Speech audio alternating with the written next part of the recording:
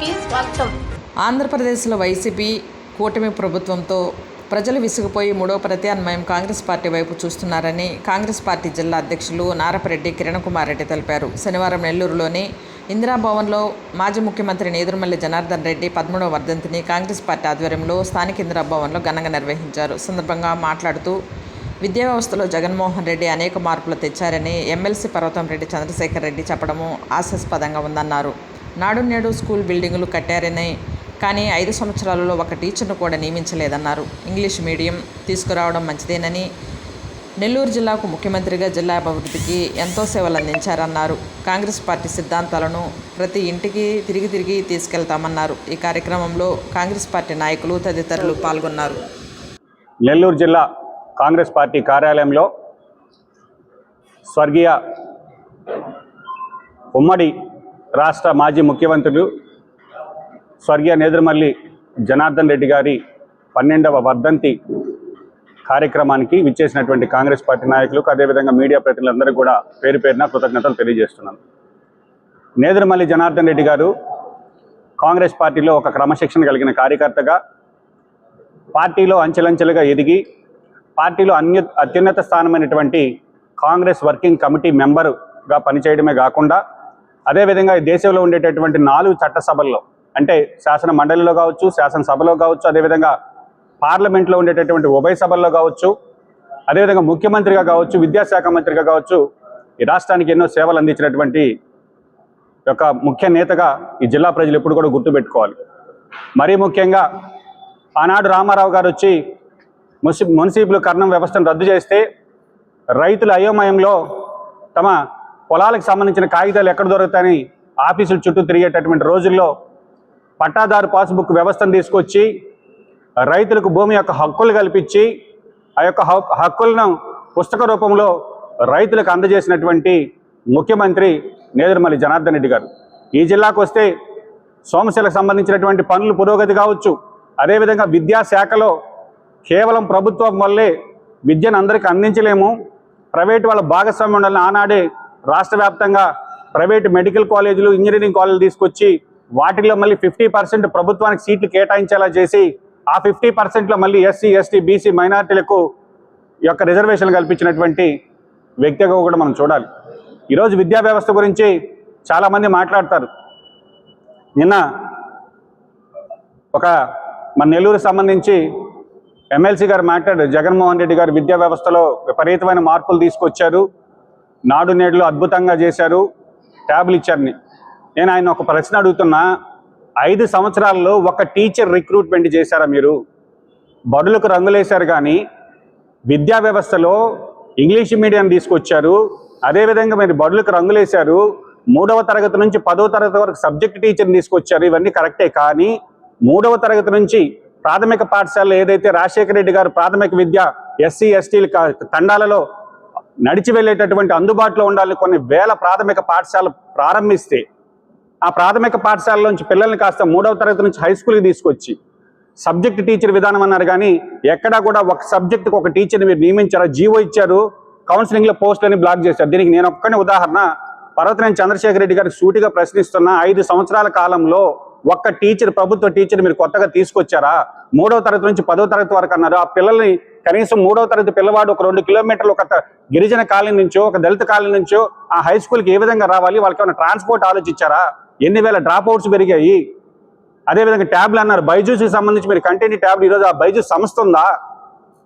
నాడు నేడుకి సంబంధించి నేను చెప్తాను, నాడు నేడు ఫేజ్ 1 బాగానే జరిగింది. ఫేజ్ 2కి వచ్చేసరికి సెంట్రల్ ప్రొక్యూర్మెంట్ సిస్టమ్ తీసుకొచ్చి ప్రతి ఒక్క వస్తువును కూడా కాంట్రాక్టర్లు టెండర్ల ద్వారా వాళ్ళకి లంచాలకి నాడు నేడుని సుముఖం చేసి, ఈరోజు అక్కంపేటలో నేను ప్రభుత్వ పాఠశాల దత్తత తీసుకొని డెవలప్ చేసిన అక్కంపేట పాఠశాలలో ఈరోజు దగ్గరగా తల్లిదండ్రుల కంట్రిబ్యూషన్తో నాడు నేడు ఫేజ్ 2 కంప్లీట్ చేస్తే 85 లక్షల రూపాయలు ఇప్పుడు బిల్లులు రాక తల్లిదండ్రులు అవస్థలు పడుతున్నారు.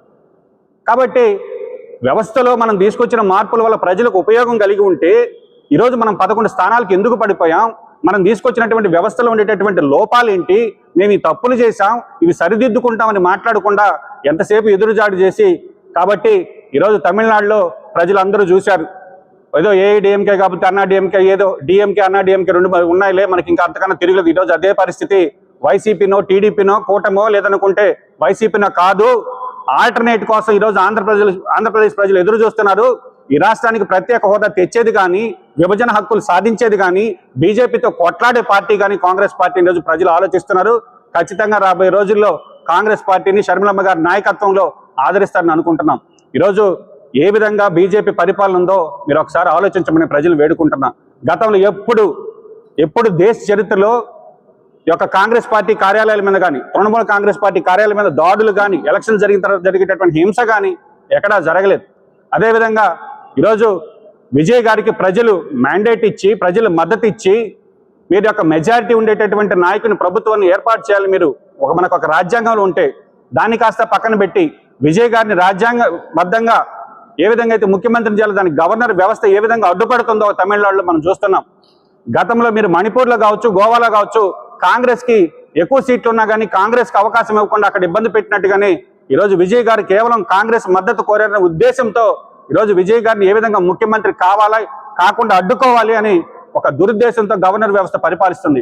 బీజేపీ వాళ్ళు గవర్నర్ ఆఫీసులు కాస్త లోక్ భవన్ గా పేరు మార్చారు కానీ గవర్నర్ ఆఫీసులన్నీ కూడా ఈరోజు బీజేపీ కార్యాలయాలుగా మారాయి అనే దానికి ఈరోజు తమిళనాడులో జరిగినటువంటి ఈ యొక్క ఉదాహరణని మీరు గుర్తుంచుకోవాలని చెప్తున్నాం. కాబట్టి రాబో రోజుల్లో ప్రజాస్వామ్యంగా ఈ దేశం కోసం కానీ, రాష్ట్రం కోసం కానీ పనిచేసే పార్టీ కాంగ్రెస్ పార్టీ, బడుగు బలహీన వర్గాల పార్టీ కాంగ్రెస్ పార్టీ, రాజ్యాంగాన్ని కాపాడే, రాజ్యాంగ శక్తులు, రాజ్యాంగ వ్యవస్థను కాపాడే పార్టీ కాంగ్రెస్ పార్టీ. రాజ్యాంగం సుభిక్షంగా ఉన్న రోజులే మనం అందరం కూడా సుభిక్షంగా ఉంటామని ప్రజలందరూ ఆలోచించాలని కోరుకుంటూ సెలవు తీసుకుంటాం.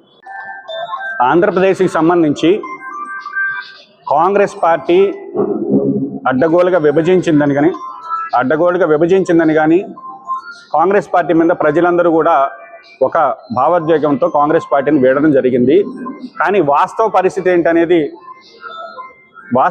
ఏంటనేది మనం అందరం కూడా గమనించుకోవాలి. మనందరం కూడా గమనించుకోవాలి. ఎందుకంటే చిన్న ఉదాహరణ చెప్తా. 2023లో పార్లమెంటులో ఇదే ఉమెన్స్ రిజర్వేషన్ బిల్లు పెట్టి పాస్ చేసి ఉభయ సభలు, చట్టసభల్లో ఆమోదించినటువంటి దాన్ని రాష్ట్రపతి గెజెట్గా పబ్లిష్ చేస్తే అందులో ఉండేటటువంటి ఒకే ఒక క్లాజ్ ఏం పెట్టారంటే, నెక్స్ట్ జనగణన తర్వాత ఈ యొక్క బిల్లు 33% మహిళా రిజర్వేషన్ చట్టసభలో వస్తుందని ఒక బిల్లు పాస్ చేసి దాన్ని చట్టం చేస్తే దాన్ని కాస్త పక్కన పెట్టి మొన్న మళ్ళీ పార్లమెంట్లో ఉమెన్స్ రిజర్వేషన్ బిల్ అని తీసుకొచ్చి దాని వెనక డీలిమిటేషన్ యొక్క వ్యూహంతో ఉమెన్స్ రిజర్వేషన్ పేరు పెట్టినప్పుడే బీజేపీ యొక్క వ్యూహం మీరు అర్థం చేసుకోవాలి.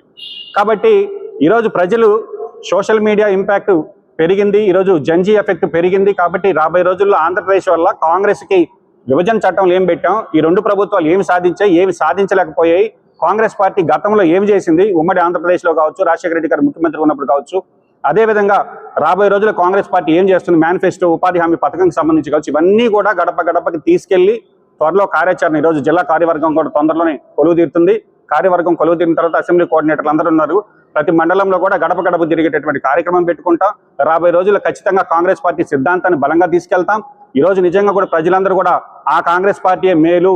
ఎందుకంటే ఇటు వైఎస్ఆర్ కాంగ్రెస్ పార్టీ కావచ్చు, అదేవిధంగా ఇటు కూటమి ప్రభుత్వం కావచ్చు, వాళ్ళు స్టార్ట్ చేసినటువంటి అవినీతి బాటల్ని వీళ్ళు కొనసాగిస్తున్నారు. ప్రజలకు సంబంధించి ఈరోజు తెలుగుదేశం ప్రభుత్వం ఏమైతే హామీలు ఇచ్చిందో అవన్నీ కూడా విఫలమయ్యారు. కాబట్టి ప్రజలు కూడా ఆల్టర్నేట్గా ఇంకెవరున్నారు చూస్తున్నారు, ఆ ఒక్క ఆల్టర్నేటే షర్మిలమ్మ గారి నాయకత్వంలో కాంగ్రెస్ పార్టీ రాష్ట్రంలో అధికారంలోకి రాబోతుంది.